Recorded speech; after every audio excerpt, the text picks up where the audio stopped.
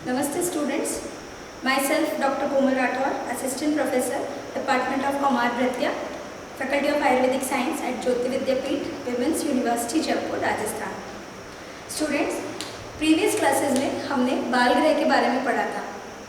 बाल ग्रह के ही क्रम में आगे हम बाल ग्रहों के विशिष्ट लक्षण पढ़ेंगे। जैसा कि मैं पिछली क्लास के बारे में आपको बता दूं कि बाल ग्रह के बारे में जब हमने पढ़ा था तो मैंने आपको बताया था कि बाल ग्रह जो होते हैं वो आचार्य सुश्रुत ने 9 माने हैं और आचार्य वाग्भट ने 12 माने हैं।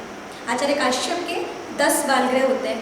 तो जो आचार्य सुश्रुत के 9 बाल ग्रह हैं और आचार्य वाग्भट के 12 बाल ग्रह हैं, तो उसके अकॉर्डिंग आचार्य वाग्भट ने बाल ग्रहों को 2 भागों में, स्त्री ग्रह और पुरुष ग्रह के नाम से 2 भागों में विभाजित किया था। तो मैं सभी के इस सेशन में सभी बाल ग्रहों के बारे में उनके लक्षणों को बताऊंगी। तो सबसे पहले मैं बात करूं स्कंद ग्रह की। तो यहाँ पे स्कंद ग्रह के विशिष्ट लक्षण मैं आपको यहाँ पे बताऊंगी, जो कि अधिकतर एग्जाम में पूछे जाते हैं और एग्जाम पर्पज से कि बाल ग्रहों के बारे में बताइए, तो इनके ये विशिष्ट लक्षण जब आप एग्जाम में लिखते हो तो आपको बेनिफिट होता है। तो यहाँ पे स्कंद ग्रह की बात करते हैं। स्कंद ग्रह जो है क्या होते हैं, स्कंद ग्रह के लक्षण किस प्रकार के होते हैं, हम कैसे समझेंगे कि स्कंद ग्रह से ही पीड़ित है बच्चा। तो यहाँ पे स्कंद ग्रह के बारे में बताया है शून अक्ष, शूल अक्ष, शतज सैगंधिक, स्तन द्वेष, वक्र आस्य, हस्त चल एक पक्ष में नेत्र, हस्त चल एक पक्ष में नेत्र और गाढ़ मुष्टि वर्ज। यहाँ पे ध्यान देने वाली बात ये है कि जब बच्चा स्कंद ग्रह से पीड़ित होगा, यहाँ पे स्कंद का अर्थ रक्त से है, ठीक है। तो यहाँ पे क्या होता है कि स्कंद ग्रह से जब पीड़ित होता है बच्चा, तो शून्याक्ष मतलब कि उसकी एक अक्षी जो होगी वो स्वेल्ड रहेगी, एक अक्षी में शोथ होगा। शतज से गंदी, उसमें रक्त की गंध आएगी। यहाँ पे बाल ग्रहों में एक चीज़ इंपॉर्टेंट ये है कि सभी बाल ग्रहों की एक विशिष्ट गंध होती है। तो आप जब बाल ग्रह पढ़े तो अपने हिसाब से एक टेबल फॉर्म करें जिसके अंदर बाल ग्रह लिखे, उनके विशिष्ट लक्षण लिखे और एक तरफ उनकी विशिष्ट गंध लिखे। तो विशिष्ट गंध का हर एक ग्रह का अपना एक लक्षण है जिसको याद रखना बहुत ज़रूरी है। तो यहाँ पे शून्य अक्ष, एक अक्ष जो भी उसकी स्वेल रहेगी, मतलब उसमें शोध रहेगा।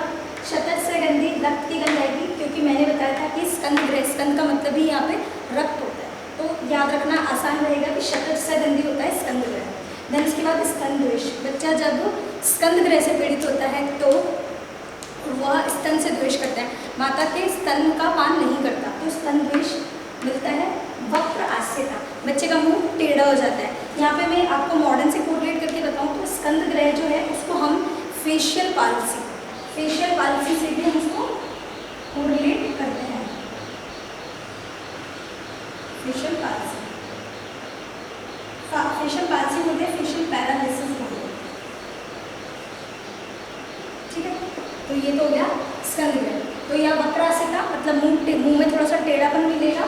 हाथ चले पक्ष में नेत्र, और एक तरफ का नेत्र जो है वो फड़केगा, फड़कन की सी मिलेगी, क्योंकि आप इसको आयुर्वेद के प्रोस्पेक्टिव से समझें तो जब रक्त का अत्यधिक क्षय हो जाता है शरीर में से तो अपने आप ही वात की वृद्धि होती है, और वात की वृद्धि से ही जो है वो उसका एक जो नेत्र है वो बार बार फड़फड़ाएगा।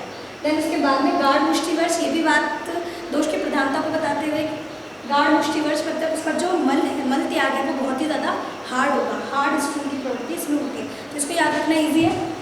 शून्याक्ष, शतज सगंधी, स्तन द्वेष, वक्र आस्यता, हस्त चल पक्ष में, एक पक्ष में नेत्र और गाढ़ मुष्टि वर्ज।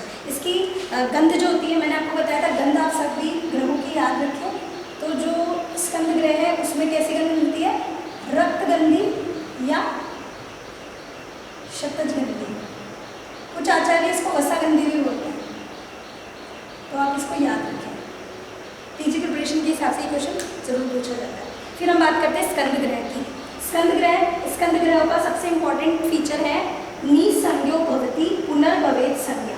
इंपॉर्टेंट है, ध्यान दीजिए, हर एग्जाम में क्वेश्चन पूछा जाता है निसंज्ञो भवति पुनर्भवेत संज्ञा, मतलब जब बच्चे को स्कंद अपस्मार ग्रह से पीड़ित माना जाता है तो उसमें वो बार बार क्या बोलते हैं अनकॉन्शियस हो जाता है और बार बार उसको फिर कॉन्शियसनेस भी आ जाती है, मतलब कि वो जल्दी फाइंड हुआ और वापस ही होश में आ जाता है। तो स्कंद अपस्मार को मॉडर्न में हम एपिलेप्सी से कोरिलेट करते हैं, एपिलेप्सी अपस्मार, क्योंकि आयुर्वेद में अपस्मार ही एपिलेप्सी है और यहाँ पे इसका नाम ही है स्कंद अपस्मार। तो अब आपको मैं एक चीज़ बता दूँ, स्कंद मतलब होता है रक्त और अपस्मार, आयुर्वेद में अपस्मार के 4 भेद बताए। तो इसमें जब मैं आपको इसकी चिकित्सा बताऊंगी तो मैं आपको बताऊंगी कि इसकी चिकित्सा में चतुष्पाद पर बलि देने, मतलब चतुष्पाद यानी कि चौराहे पे बलि देने का विधान बताया गया है।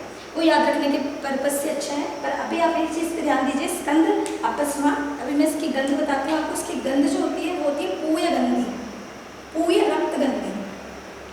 तो याद करने की तरीका यह है, स्कंद मतलब हो गया रक्त और अपस्मार के पैर से याद रखें आप पूय। तो रक्त पूय गंधी कौन सा होता है? स्कंद अपस्मार। अब इसके लक्षण पर पुनः बात करते हैं। निसंज्ञो भवेत, पुनर्भवेत संज्ञा, मतलब बच्चा जो है बार बार अनकॉन्शियस होगा और थोड़े टाइम बाद वापस कॉन्शियस भी हो जाता है। फिर उसके बाद में संरक्त कर चरणश्च नित्य, मतलब कि वो अपने मतलब जैसे ही उसको अपस्मार का वेग आता है, अपने हाथ पैरों को टेढ़ा मेढ़ा करके ऐसे मतलब मोड़ने लगता है, शरीर में ऐंठन हो जाती है। तो संरक्त कर चरणश्च नित्य फेनश्च प्रसज्यति। फेनस प्रशस्यति का मतलब ये होता है कि बच्चे के मुंह से झाग आता है। आपने देखा होगा एपिलेप्सी के पेशेंट होते हैं जिन्हें मिर्गी के दौरे आते हैं, कन्वर्जन्स आते हैं, उनके मुंह से भी झाग निकलते हैं। तो वैसा ही सेम आयुर्वेद में स्कंद ग्रह के बारे में बताया। अपस्मार मेनली स्कंद अपस्मार में बताया गया है कि उसमें फेन की प्रवृत्ति होती है। आगे मैं आपको नेगमेश में ही एक चीज़ बताऊंगी। यहाँ पे बोला है फेन प्रसज्यति और वहाँ पे आएगा फेन, ठीक है। तो वो चीज़ जैसे तेरा फेन वमती और फेन प्रसज्यति। तो यहाँ पे एग्जाम में क्वेश्चन पूछ लेते हैं फेन वमती निम्न में से किसका लक्षण है, और वहाँ पे आंसर जाता है नेगमेश, ना कि स्कंद अपस्मार, क्योंकि स्कंद अपस्मार में फेनश्च प्रसज्यति वर्ड आता है, ठीक है। तो आप इस चीज़ को ध्यान रखें कि इंपॉर्टेंट है एग्जाम पर्पज से। तो स्कंद अपस्मार को हम एपिलेप्सी से कोरिलेट करते हैं, क्योंकि वहाँ पे भी बच्चे को कन्वर्जन्स आते हैं, वो अनकॉन्शियस हो जाता है और फिर पुनः ही कॉन्शियसनेस उसमें आ जाती है। हाथ पैरों को वो भी ऐंठन, क्योंकि उसमें टॉनिक क्लॉनिक कन्वर्जन्स आते हैं, उसको आयुर्वेद में संरक्त कर चरणश्च नित्य के नाम से यह लक्षण बताया गया है। फेन प्रसज्यति, मुँह से झाग उत्पन्न होता है, ठीक है। अब इसकी गंध की बात करें जो मैं आपको बता चुकी हूँ, इसकी गंध होती है पूय रक्त गंधी, इंपॉर्टेंट है, याद रखिएगा। देन फिर बात करते हैं नेगमेश की।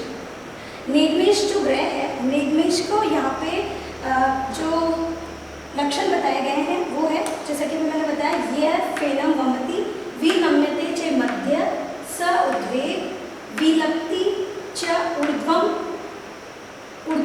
अक्षिणम, मतलब कि फेन का वमन करता है, मतलब जब भी नेगमेश ग्रह से आक्रांत होता है बच्चा तो वो फेन की झागदार वमन करता है, मध्य से झुक जाता है, उद्वेग रहते हैं, उसको इधर उधर हाथ पैरों को मचलाता है। लेकिन यहाँ पे कर चरणश्च वर्ड नहीं है, बस स उद्वेग विलपति है और उसकी उर्दू दृष्टि हो जाती है।